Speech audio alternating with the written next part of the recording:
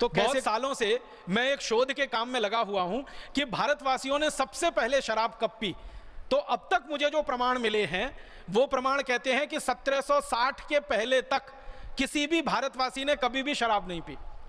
पहली बार इस देश में 1760 में शराब पी गई और वो कलकत्ता में पी गई और वहां पर एक अंग्रेजी शराब की दुकान पर पहली बार शराब बिकी और भारतवासियों ने पी और उस शराब की दुकान को स्थापित कराया रॉबर्ट क्लाइव नाम के एक अंग्रेज ने। और उसने जब कंपनी का राज चलता था इस देश में, ईस्ट इंडिया कंपनी का, तो कानून बनवाया, कानून से लाइसेंस दिया गया और उस लाइसेंस के आधार पर कलकत्ते में पहली शराब की दुकान खुली 1760 में और उस शराब की दुकान पर आकर भारतवासियों ने शराब पीना शुरू किया।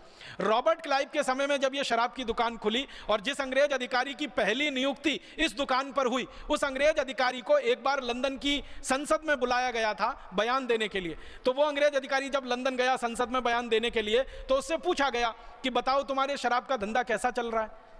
तो उसने कहा बहुत अच्छा चल रहा है। तो अंग्रेज संसदीय समिति के सदस्यों ने कहा ये तुम क्या बोल रहे हो, भारत में शराब का धंधा अच्छा चल रहा है। उसने कहा हाँ बहुत अच्छा चल रहा है। तुम्हारे पहले कैसा चलता था? उसने कहा मेरी शराब की दुकान खुलने के पहले तो कोई शराब पीता ही नहीं था। मैं तो पहला आदमी हूं जिसने कलकत्ता के लोगों को शराब पीना सिखाया। तो तुम्हारी दुकान पर लोग आते हैं, हाँ आते हैं, भीड़ की भीड़ आ रही है। तो तुमने क्या किया उनको अपनी दुकान पर बुलाने के लिए, आकर्षित करने के लिए? तो उसने एक बात कही संसदीय समिति के सामने, जो अंग्रेजों की संसद के रिकॉर्ड्स में दर्ज है। वो कहता है कि मैंने सबसे पहले मुफ्त में शराब पिलाई भारतवासियों को। उसने कहा कि मैंने एक बोर्ड लगा दिया शराब की दुकान के बाहर और उस पर लिख दिया और उसको बांग्ला भाषा में लिखा, पहले अंग्रेजी में फिर बांग्ला में, और उस पर यह लिखा कि यहां मुफ्त में शराब मिलती है, आइए पीजिए आनंद लीजिए, ऐसा करके बोर्ड पे लिख दिया। तो एक आया, उसने चखा, फिर दूसरे दिन वो 2 को और लेके आया, फिर तीसरे दिन 3 को लेके आया। तो कहने लगे अब तो मेरे पास ऐसे ग्राहकों की संख्या हो गई है कि जिनको पहले मैंने मुफ्त में शराब चखाई थी अब वो घर से पैसे चुरा कर लाते हैं और मेरी शराब पीकर वहां से जाते हैं। तो अंग्रेजी संसदीय समिति बड़ी खुश हो गई। उसने कहा तुमको तो पुरस्कार मिलना चाहिए। तो वो कहता मुझे अगर पुरस्कार देना है तो एक लाइसेंस और दे दो, दूसरी दुकान में वहीं खोलना चाहता हूं शराब की।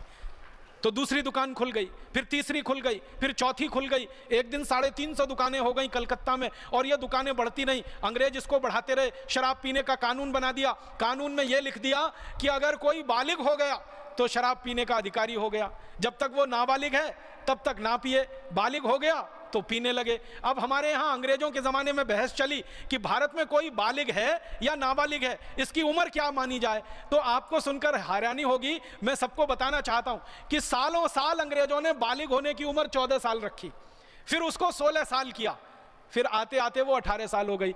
माने थोड़े समय तक ये था कि 14 साल के ऊपर हो जाए तो शराब पी ले। तो अंग्रेजों को पूछा गया कि तुमने ये 14 साल कैसे रख दिया? तो उन्होंने कहा हमारे इंग्लैंड में 14 साल में सब शराब पीने लगते हैं, तो हमने भारत में भी रख दिया। आप जानते हैं इंग्लैंड में 12-14 साल के बच्चे शराब पीने लगते हैं क्योंकि उनके माता पिता पीते हैं, देख देख के वो भी पीने लगते हैं। यूरोप में भी 12-14 साल में शराब पीने लगते हैं। तो चूंकि यूरोप और इंग्लैंड में 12-14 साल में शराब पीने लगते, तो भारत में भी वही उम्र उन्होंने रख दी। फिर थोड़े दिन बहस होकर 16 साल किया, फिर उसको 18 साल कर दिया। अब भारत सरकार को क्या करना चाहिए था? आज़ादी मिलने के बाद यह कानून समाप्त कर देना चाहिए था, क्योंकि हमारे धर्म में, हमारी न्याय व्यवस्था में शराब पीना पाप है, अधर्म है और सबसे घृणित काम है, तो यह खत्म होना चाहिए था। लेकिन भारत सरकार तो काले अंग्रेजों ने चलाई ना। उन्होंने क्या किया कि ये शराब के कानून को और ज्यादा खुला कर दिया, और इतना खुला कर दिया कि पहले अंग्रेजों के जमाने में जब शराब का कानून बना था ना, तो अंग्रेजों ने उस कानून में एक जगह ये लिखा हुआ था कि भारत में अगर कहीं मंदिर है, कहीं मस्जिद है, तो उसके दूर दूर 500 मीटर तक शराब की दुकान नहीं होनी चाहिए। अंग्रेजों ने कानून में ये लिखा।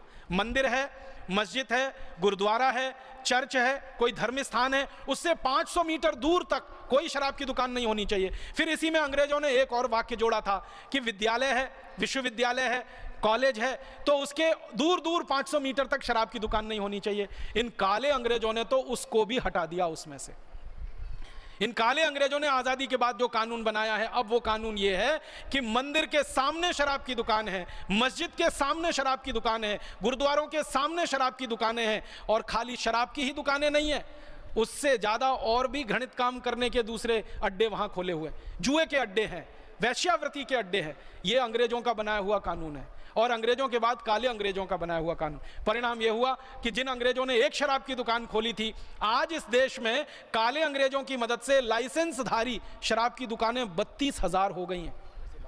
और अगर आप बिना लाइसेंस वाली दुकानों को गिनेंगे तो वो 1 लाख से ज़्यादा हैं। गांव गांव शराब की दुकान खुल रही है।